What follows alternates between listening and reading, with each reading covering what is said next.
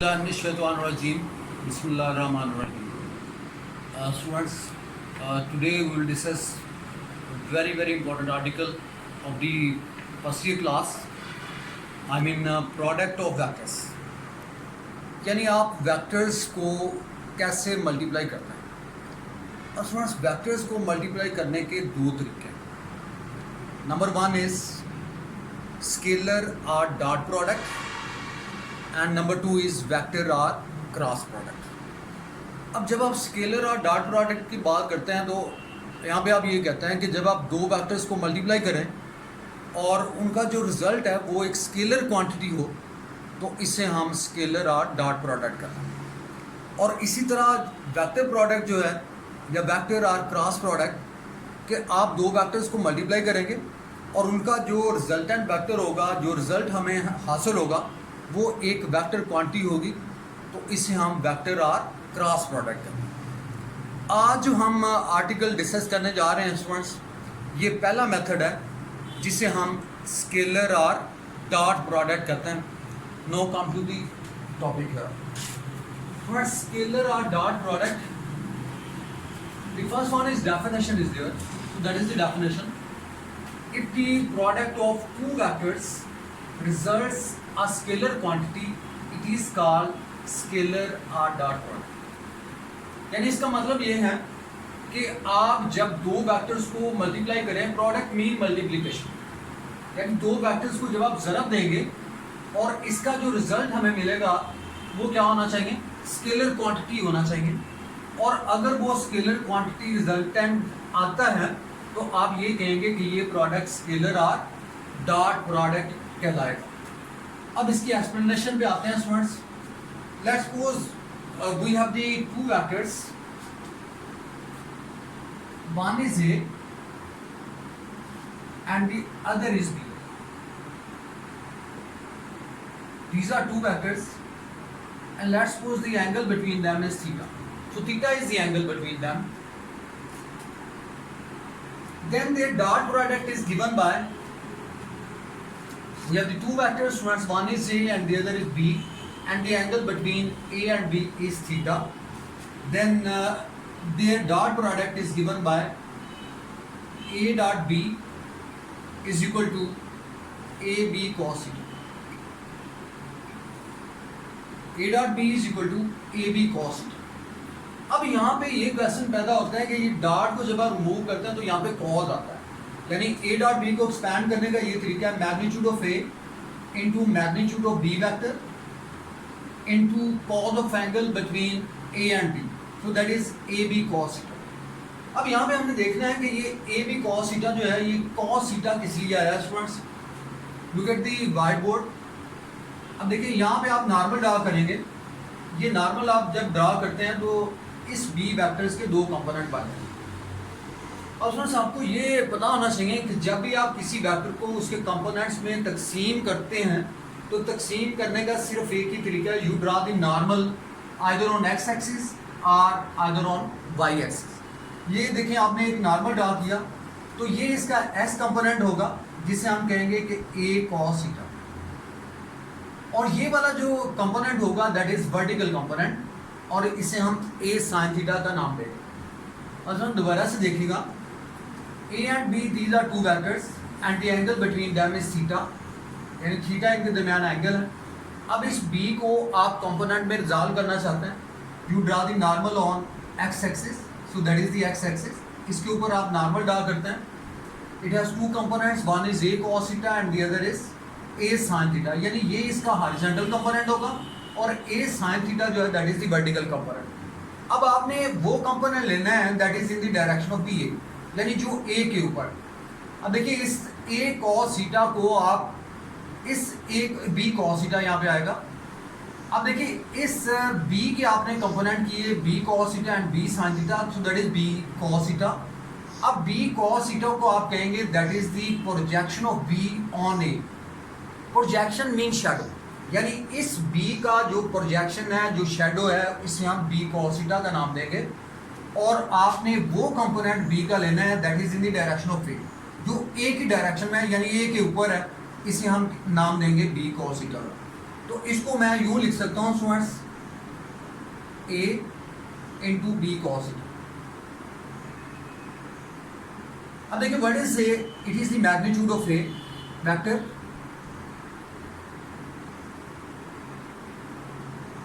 magnitude of A vector into projection of B vector on A vector. So once I repeat these things, we have the I'm going to explain the scalar or dot product. अब ये देखिए, ये हमारे पास two vectors है, one is A and the other is B and the angle between them is theta. Theta is the angle. अब इनका dot product जब आप लेते हैं A dot B is equal to A B cos theta. अब इस B को आपने रिजॉल्व कर दिया इसके कंपोनेंट्स में, that is the horizontal component जिसे आप कहते हैं B cos थीटा, और ये हमारे पास वर्टिकल कंपोनेंट होगा जिसे हम B sin थीटा कहते हैं। और आपने वो कंपोनेंट लेना है that lies on A vector, यानी x एक्सिस के ऊपर जो लाई करता है, that is the x component of B, और इसको हम प्रोजेक्शन ऑफ B भी कहते हैं, यानी प्रोजेक्शन मीन शैडो। ये B का शैडो है A के ऊपर जिसे हमने B cos थीटा कहा। अब इसको आप यूं लिख सकते हैं A into B cos theta. A mean that is the magnitude of vector A, क्योंकि इसके ऊपर देखिए एरो नहीं है, और इसके ऊपर एरो नहीं होता तो स्टूडेंट्स वो मैग्नीट्यूड होती है उस वेक्टर की, तो that is the magnitude of vector A, and B cos theta को आप कहते हैं projection of B on it. So that is the product of two things, I mean magnitude of vector A and into projection of B vector on A, and that is AB cos theta. So that is the dot product of two vectors. अब इसमें एक और चीज़ importantly मैं यहाँ पे share कर लूँ आपसे स्टूडेंट्स, कि जब भी बोर्ड के पेपर में ये क्वेश्चन आता है तो उसमें लिखा होता है डिफाइन स्केलर और डॉट प्रोडक्ट, यानी आपने स्केलर और डॉट प्रोडक्ट को आपने डिफाइन करना है, give its 3 examples and 4 characteristics, यानी इसके बाद आपने एग्जांपल्स को डिस्कस करना है। ये देखें, इसका फार्मूला आपने डायल किया, उसके बाद आपने इसकी एग्जांपल्स की तरफ आना है, इसकी 3 एग्जांपल्स कौन सी हैं, और देन आपने ये देखना है कि इसकी कैरेक्टरिस्टिक्स जो है वो कौन सी हैं। वो कैरेक्टरिस्टिक्स आपने 4 लिखनी होती है, तो 5 या 6 मैं आपको करवाऊँगा, और उनमें से कोई सी भी 4 जो है या 3 आप लिख सकते हैं, जितनी बोर्ड के पेपर में पूछी जाए उतनी आपने यहाँ पे लिखनी है। अब इसके बाद आ जाते हैं जी एग्जांपल्स में।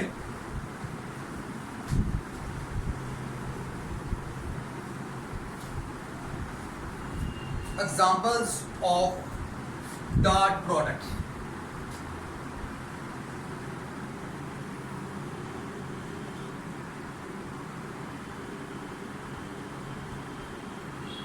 Examples. I have 3 examples in this regard. We have the number 1 is work is the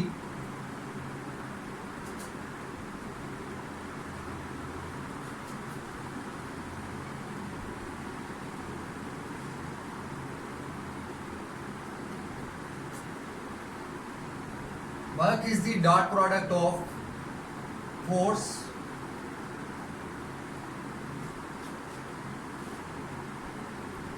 F and displacement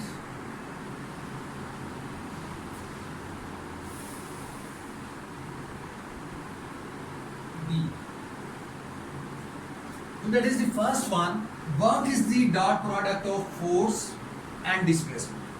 अब देखिए, मैंने इसकी डेफिनेशन में आपको बताया था कि स्टूडेंट्स आप 2 वेक्टर्स को मल्टीप्लाई करेंगे, तो इसमें देखिए force is the first vector and displacement is the second vector. अब इन दोनों को जब आप मल्टीप्लाई करते हैं तो हमें वर्क हासिल होता है, लेकिन वर्क क्या है, वो एक स्केलर क्वांटिटी है, तो इसलिए इसे हम डॉट प्रोडक्ट या स्केलर प्रोडक्ट कहेंगे।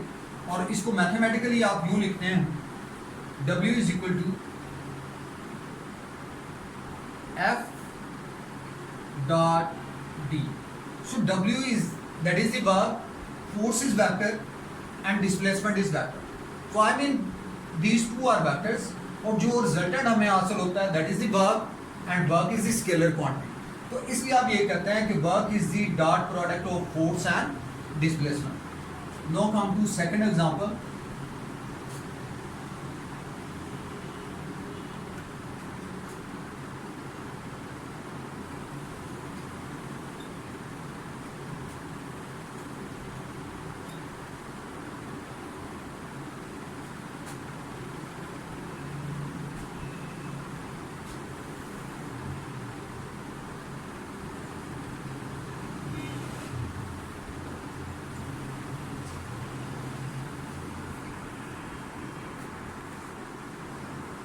Look at the second example. Power is the dot product. So that is the power is the dot product of force and velocity. अब यहाँ पे भी देखिए स्टूडेंट्स, फोर्स भी एक वेक्टर है, वेलोसिटी भी वेक्टर है, लेकिन जो रिजल्टेंट मिल रहा है वो पावर है, और पावर जो है इसे हम स्केलर क्वांटिटी कहते हैं. So that's why it is dot product and you can write on in mathematically as, इसको हम मैथमेटिकली यूं लिखेंगे, P is equal to F dot B. So power is the dot product of force and velocity. Force is vector, velocity is vector, लेकिन जो resultant यहाँ पे मिलेगा वो पावर है, और पावर जो है वो एक स्केलर क्वांटिटी है. So that's why it is named as dot और स्केलर प्रोडक्ट. तो इसलिए इसे हम डॉट या स्केलर प्रोडक्ट कहते हैं. फ्रेंड्स, ये 2 एग्जांपल जो मैंने अभी शेयर किए हैं दोबारा सुन लें. Number 1 is work is the dot product of force and displacement. I mean force is vector, displacement is vector, and work is scalar quantity. So that's why it is a scalar or dot product. और secondly आ जाए जी power पे, and the power is the dot product of force and velocity.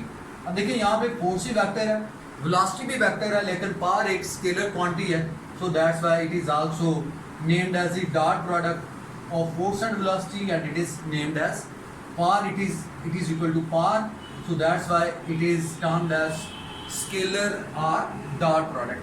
अब आते हैं जी इसकी third example.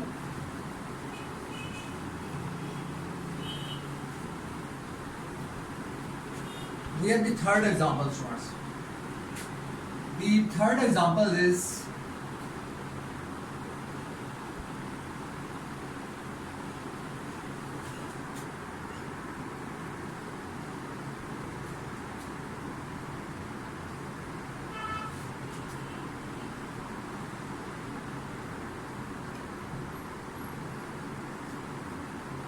the dot product of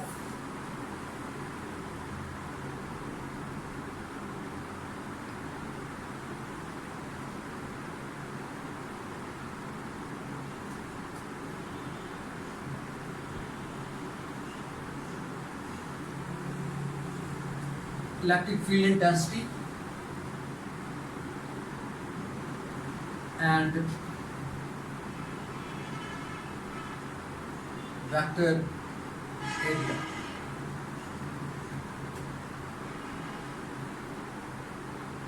Now look at the example number 3 first. Electric flux, इसे हम phi E से ज़ाहिर करते हैं. That is the electric flux is the dot product of electric field intensity. Electric field intensity is a vector quantity, and vector area is also vector quantity, and you can write down mathematically as phi E is equal to E dot A. So electric flux is the dot product of electric field intensity and vector area. अब students 2 चीज़ें इसमें मैं यहाँ पर discuss करूँगा. Number 1 में देखिए इसमें इलेक्ट्रिक फ्लक्स आता है. इलेक्ट्रिक फ्लक्स क्या है? इलेक्ट्रिक फ्लक्स आप ये कहते हैं the number of electric lines of force passing through certain area, यानी जिस जगह पे इलेक्ट्रिक लाइंस ऑफ फोर्स जितनी तादाद में गुजरती हैं, अब ये कहते हैं कि that gives us the value of the electric flux, यानी वो वैल्यू होगी इलेक्ट्रिक फ्लक्स की. ये 2 चीज़ों का डॉट प्रोडक्ट है इलेक्ट्रिक फील्ड इंटेंसिटी. अब देखिए इलेक्ट्रिक फील्ड इंटेंसिटी की डेफिनेशन अगर आप करना चाहें तो आप ये कहते हैं कि it is the strength of the electric field, यानी ये इलेक्ट्रिक फील्ड की स्ट्रेंथ को आप इलेक्ट्रिक फील्ड इंटेंसिटी कहते हैं. सो that is the electric field intensity, it is the strength of the electric field. अब आ जाते हैं वेक्टर एरिया. अब स्टूडेंट्स आप लोगों ने देखा होगा कि एरिया जो है that is different. Now we are the vector area is this. अब वेक्टर एरिया को मैं समझाता हूँ. ये फर्ज करेंगे ये हमारे पास जैसे ये डस्टर है, इसका वेक्टर एरिया आप बनाना चाहते हैं तो लाजिम है वेक्टर के लिए आपके पास 2 चीज़ों का होना ज़रूरी है. Number 1 you must have the magnitude and number 2 you must have the direction. अब देखिए अगर आप इस वेक्टर एरिया की मैग्नीट्यूड बनाना चाहें you will take the area of that surface, यानी इस सरफेस का आप एरिया ले लेंगे और फर्ज करें कि इसकी लेंथ 4 है और इसकी विड्थ 2 है, तो 4 को 2 से मल्टीप्लाई कर दें तो ये हमारे पास 8 centimetre square that gives us the magnitude of that vector area. ये इसकी मैग्नीट्यूड होगी. अब रहा मसला इसकी डायरेक्शन का, तो डायरेक्शन क्या होगी? Direction is always normal to the surface, यानी इस सरफेस की हमेशा ये नॉर्मल होगी, so that is normal to the surface. और अगर ये सरफेस ऐसे है, देखिए सरफेस एरिया आप उसी तरह लेंगे कि आप लेंथ को विड्थ से मल्टीप्लाई कर लें, लाजमता ये हमारे पास मैग्नीट्यूड आ जाएगी उस वेक्टर एरिया की, एंड डायरेक्शन जो है that is normal to the surface, ये इस सरफेस के नॉर्मल होगी। तो इसलिए इसे हम वेक्टर प्रोडक्ट कहते हैं एंड इट्स स्केलर क्वांटिटी। दोबारा से सुन लें, electric flux is the dot product of electric field intensity and vector area. अब इलेक्ट्रिक फ्लक्स जनरली मैंने आपको बता दिया कि स्टूडेंट्स ये it determines the number of electric lines of force passing through certain area, वो इलेक्ट्रिक फ्लक्स कहलाएगा। और इलेक्ट्रिक फील्ड इंटेंसिटी जैसे मैंने अभी बोला it is the strength of the electric field, और इसकी आप एक और डेफिनेशन कर सकते हैं electric flux per unit charge, इसे भी आप इलेक्ट्रिक फील्ड इंटेंसिटी कहते हैं। और वेक्टर एरिया की डेफिनेशन मैंने बताया आपको कि वेक्टर एरिया जब आप कहते हैं तो आपको पता है कि इसके लिए दो चीज़ें चाहिए, मैग्नीट्यूड भी और डायरेक्शन भी। आप मैग्नीट्यूड कैसे लेते हैं कि आप उस सरफेस का एरिया ले लें तो that gives us the magnitude, and direction के हवाले से मैंने अभी बताया आपको कि direction is always normal to the surface, तो इसमें दोनों चीज़ें आ जाती हैं, तो that's why it's a vector area. तो ये हमारे पास ये वेक्टर क्वांटिटी होगी जिसे हम वेक्टर एरिया कहते हैं। और नेक्स्ट में आते हैं जी इसकी कैरेक्टरिस्टिक्स।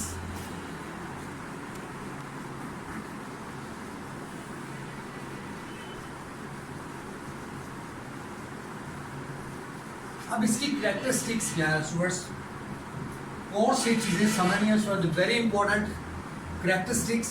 पेपर में मोस्टली 3 पूछी जाती हैं या 4 पूछी जाती हैं, आपको 5 से जितनी मैं करवाऊंगा उनमें से कोई सी भी 3 या 4 आप कर सकते हैं। Characteristics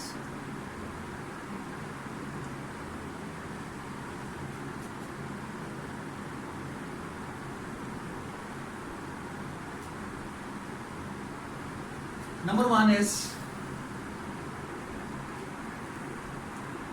is dot product is commutative.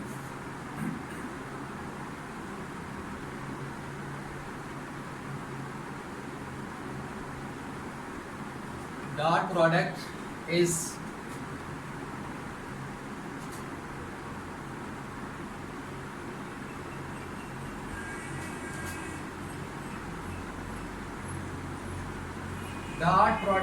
commutative.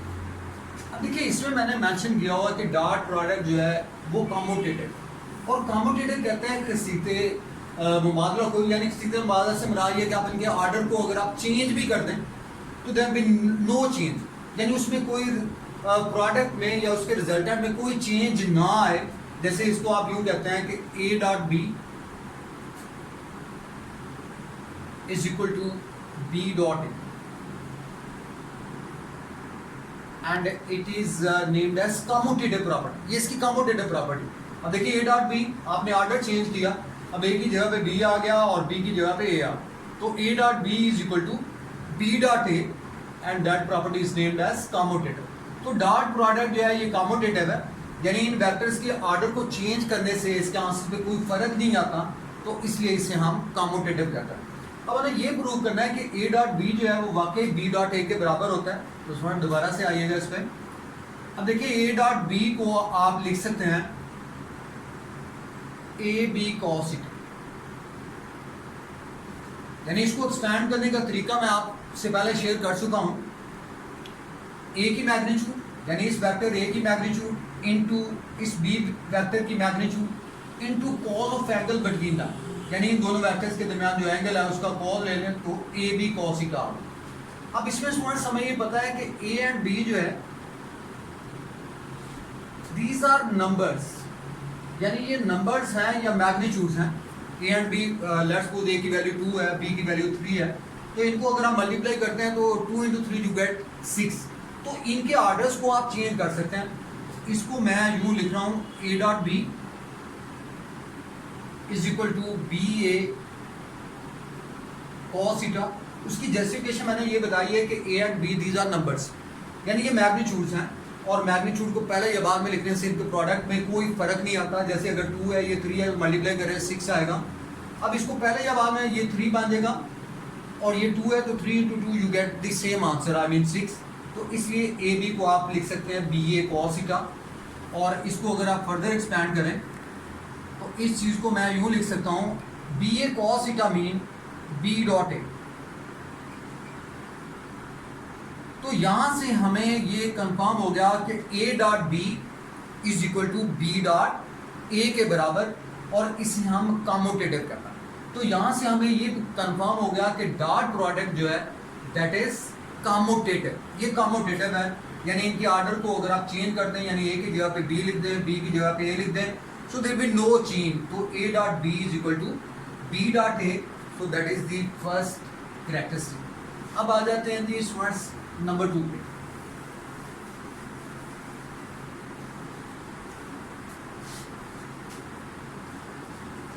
We have number 2 characteristic, dot product of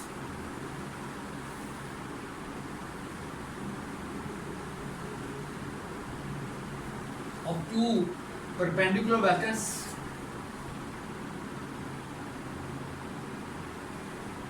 इसे आप perpendiculars हैं, of two perpendicular vectors is equal to 0।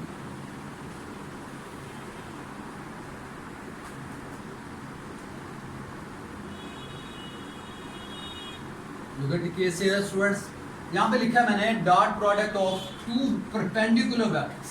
ये परपेंडिकुलर सिंबल है, perpendicular vectors is equal to 0।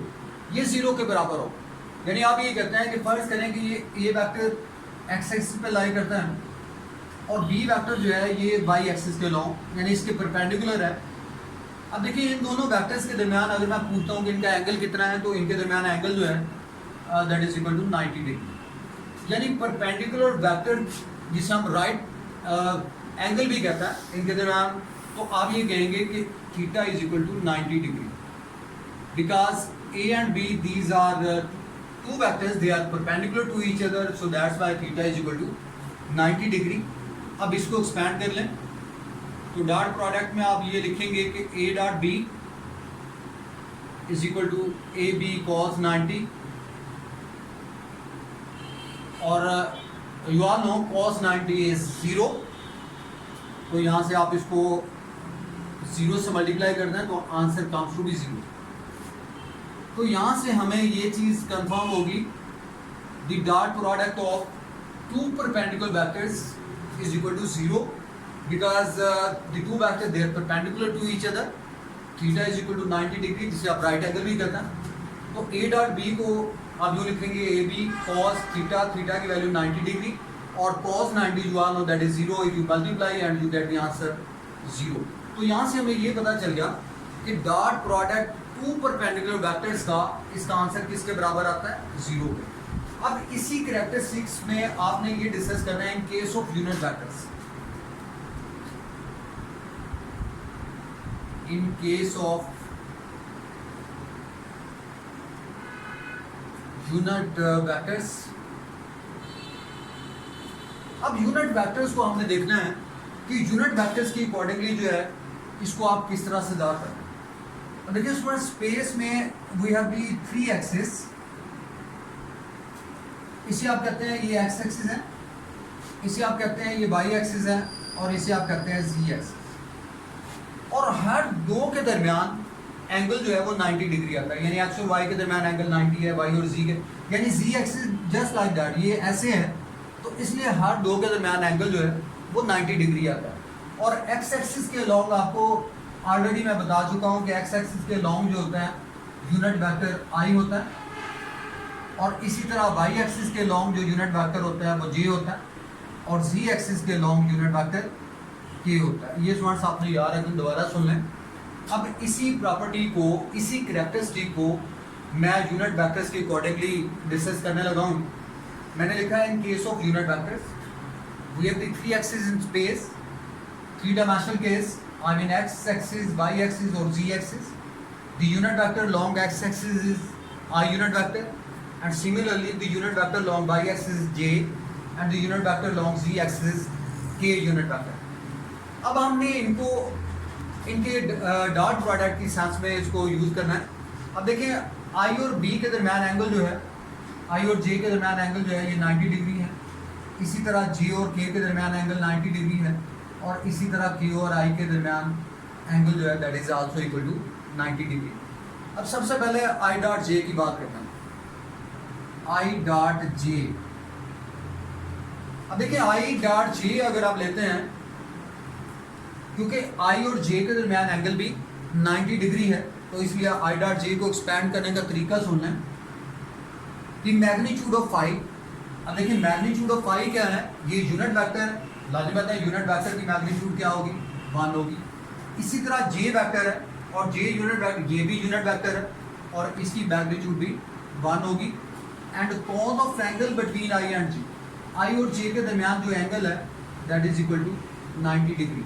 तो ये 90 डिग्री है। स्टूडेंट दोबारा से देखिएगा, मैं बात कर रहा हूँ इन केस ऑफ यूनिट वेक्टर, इसी प्रॉपर्टी को आप डिस्कस कर रहे हैं, इसी कैरेक्टरिस्टिक को डिस्कस कर रहे हैं, लेकिन वो इन केस ऑफ यूनिट वेक्टर्स के अकॉर्डिंगली एक्स एक्सिस के लॉन्ग यूनिट वेक्टर आई होगा, वाई एक्सिस के लॉन्ग जे होगा और जी एक्सिस के लॉन्ग के होगा।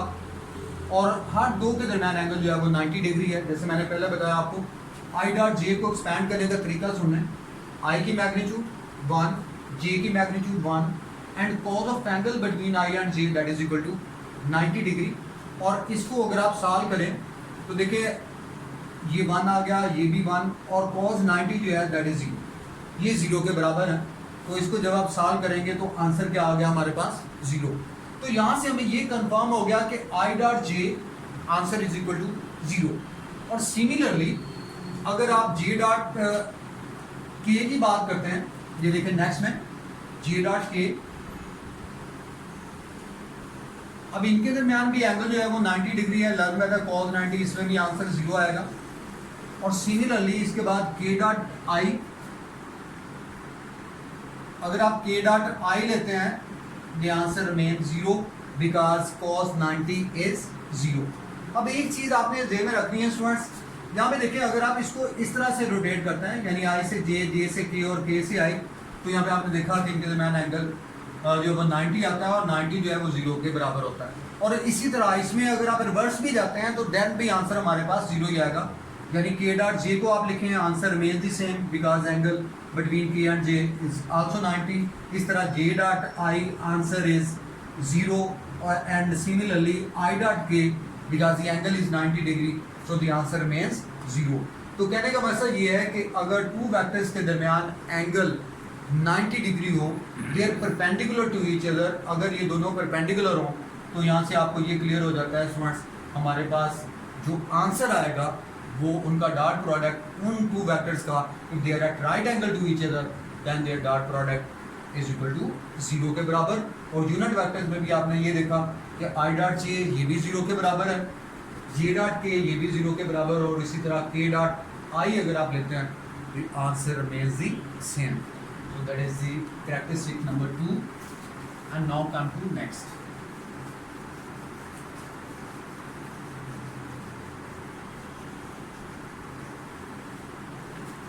We have the third characteristic, students, number 3. Number 3 is dot product of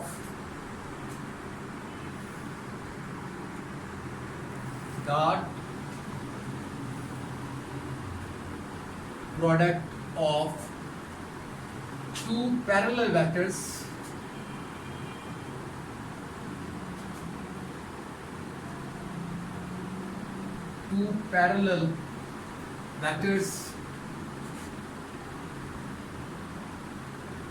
is equal to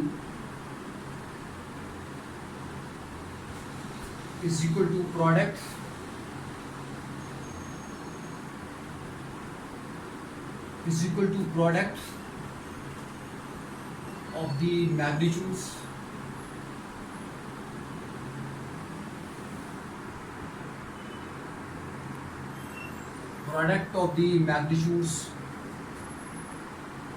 of two vectors.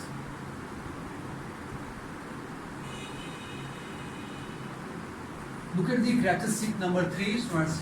Dot product of two parallel vectors. अब students आपको ये पता होना चाहिए कि पैरेलल वेक्टर्स क्या हैं। पैरेलल वेक्टर्स उनको कहते हैं if the two vectors having the same direction, then they are parallel. अगर उनकी डायरेक्शन सेम है तो आप ये कहेंगे कि they are parallel vectors। तो यहाँ पे मैं ये कह सकता हूँ कि ये फर्ज करें कि ये हमारे पास ए वेक्टर है and it is B vector. अब देखिए ये दोनों की डायरेक्शन सेम, यानी ए की डायरेक्शन भी यही है और बी की डायरेक्शन जो है वो भी सेम है, तो इन दोनों के दरमियान जो एंगल बनेगा तो that is theta is equal to 0 degree. यानी पैरेलल वेक्टर्स के दरमियान जो एंगल होता है स्टूडेंट्स वो 0 डिग्री होता है, because they having same direction. यानी ए की डायरेक्शन भी वही है और बी की डायरेक्शन भी वही है, सेम है, तो इसलिए थीटा एंगल इन दोनों के दरमियान क्या होगा 0 degree, because they having same direction. अब हमने इनका डॉट प्रोडक्ट लेना है स्टूडेंट्स। देखें ए डॉट बी और ए डॉट बी को अगर आप एक्सपैंड करते हैं तो स्टूडेंट ये हमारे पास ए बी कॉस, अब देखिए कॉस एंगल हमारे पास कितना है 0 है, तो यहाँ पे कॉस 0 है। दोबारा से देखिएगा characteristic number 3, the dot product of two parallel vectors is equal to product of the magnitudes of two vectors. अब ये हमारे पास टू वेक्टर्स हैं, one is A and the other is B, and one thing is sure they having the same direction. अब देखिए ए की direction भी वही है, बी की डायरेक्शन भी वही है, तो जब डायरेक्शन सेम है तो आप जानते हैं कि एंगल क्या होगा 0 डिग्री होगा। और ए डॉट बी को एक्सपैंड कर लें, तो ए डॉट बी को जब आप एक्सपैंड करते हैं तो यहाँ से ए बी कॉस 0 आता है। देखिए ये एंगल थीटा है तो थीटा 0 डिग्री है, तो कॉस 0 आएगा, और cos 0 you all know that is equal to 1, तो ये यहाँ पे आप 1 लिख सकते हैं और इसको आप कहेंगे कि ये ए बी के। तो यहाँ पे आपने देखा कि A dot B is equal to A B, because cos 0 is 1। तो यहाँ पे आपने इस प्रॉपर्टी को प्रूव कर दिया, इस कैरेक्टरिस्टिक को, the dot product of two parallel vectors is equal to product of the magnitudes, यानी इन वेक्टर्स की मैग्नीट्यूड्स के प्रोडक्ट के बराबर होगा। तो ए डॉट बी किसके बराबर हो गया ए बी के, सो that is the product of their magnitudes. अब जैसे हमने लास्ट कैरेक्टरिस्टिक में देखा था इन case of unit vectors, similarly हम इस हवाले से भी इस कैरेक्टरिस्टिक में भी इन केस ऑफ यूनिट वेक्टर्स के अकॉर्डिंगली डील करेंगे। इन case of unit vectors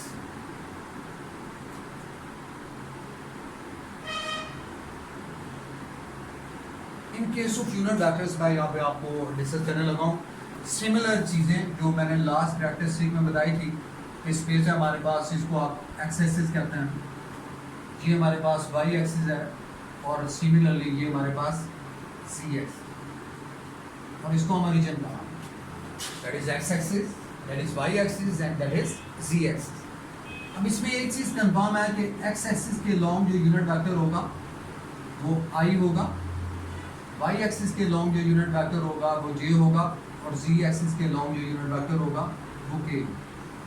x axis के लॉन्ग आई, वाई एक्सिस के लॉन्ग जे, और जी एक्सिस के लॉन्ग के। और जैसे ऑलरेडी मैं बता चुका हूँ आपको कि हर टू एक्सिस के दरमियान they are perpendicular to each other, I mean ये भी 90 डिग्री, ये भी 90 डिग्री, लेकिन हमें यहाँ पे परपेंडिकुलर को डिस्कस नहीं करना, हमने यहाँ पे पैरेलल वेक्टर्स लेने हैं। अब स्टूडेंट्स यहाँ पे आई यूनिट वेक्टर एक्स एक्सिस के लॉन्ग है, तो आप इसके लॉन्ग एक और आई यूनिट वेक्टर भी लिया जा सकता है, because they are parallel to each other, दोनों एक ही लाइन में लाई करते हैं। और इसी तरह आप जे को इस साइड पे जे एक्सिस, इसको जे आप इस एक्सिस के लॉन्ग एक यूनिट वेक्टर और जे ले सकते हैं। तो जैसे इन केस ऑफ यूनिट वेक्टर्स में लिखेंगे तो आई को आप आई से मल्टीप्लाई, यानी आई डॉट आई। देखिए इस एक्सिस के लॉन्ग आपने आई वेक्टर लिखा, तो इसी को आपने इससे मल्टीप्लाई करना, आई डॉट आई।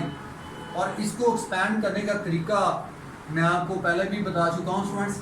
क्या तरीका है कि इस आई की magnitude, because it is unit vector, और यूनिट वेक्टर की मैग्नीट्यूड क्या होती है 1 होती है, तो यहाँ से आप ये लिखेंगे 1।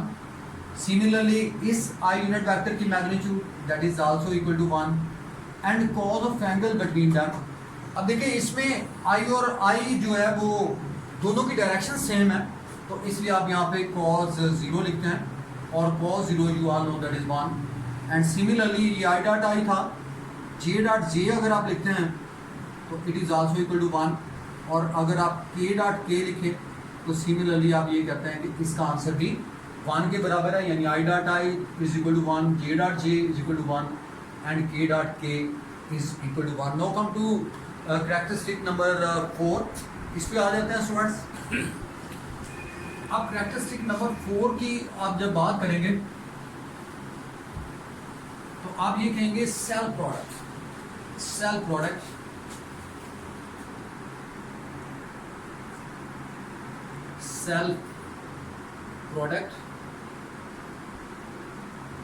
यानी सेल प्रोडक्ट से मुराद ये है कि आप उस वेक्टर ए को वेक्टर से ए से ही मल्टीप्लाई कर रहे हैं, यानी उसी का डॉट प्रोडक्ट ले रहे हैं।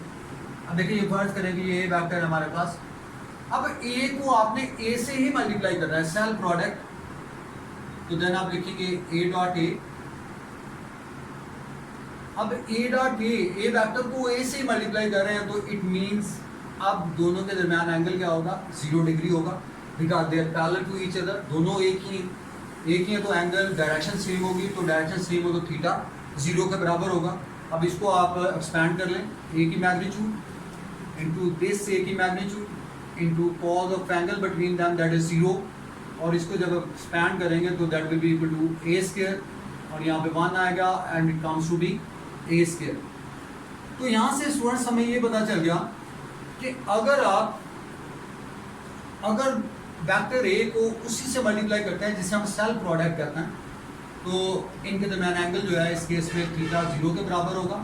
तो देन द सेल प्रोडक्ट में the dot product of vector A with its self is equal to square of its magnitude. तो यहाँ से आप कहेंगे कि ये स्क्वायर ऑफ इट्स मैग्नीट्यूड के बराबर होगा, तो ए डॉट ए किसके बराबर होगा, ए स्क्वायर के इक्वल।